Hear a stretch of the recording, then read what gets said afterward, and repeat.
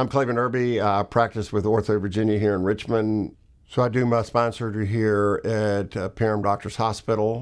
One of the procedures that we do not infrequently is on patients, elderly patients who have spinal stenosis. In addition, where arthritis builds up and they get tightness of their spinal cord, and then they typically will give you symptoms where they can't stand very long, they can't walk very far, they're usually better sitting.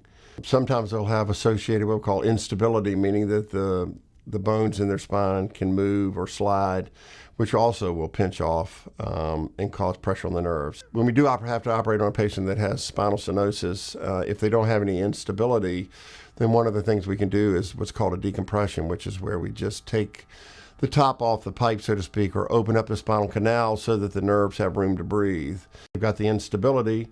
On top of that, we would do a fusion where we sort of lock the bones so that once we open up the pipe, there's no more slipping or sliding of the bones to pinch things. We'll notice pretty dramatic results pretty much from day one as far as being able to walk further and stand longer.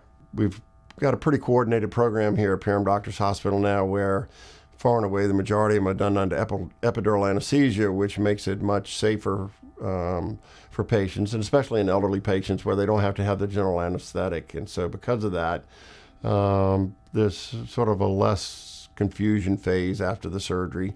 And also, because of that, they more quickly come around after the anesthesia, and so probably at least half of them go home the same day.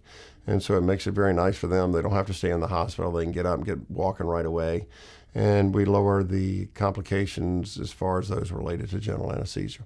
We're very fortunate here at Perham Doctors Hospital to have sort of a coordinated floor for spine surgery patients. And because of the effort and care that our nurses have put in, as well as the coordination with our surgeons, we have won for several years now in a special accreditation in spinal fusions for those patients, which requires that we have a much improved outcome, but also are constantly monitoring different parameters of our program to make sure that we're constantly improving patient care and quality.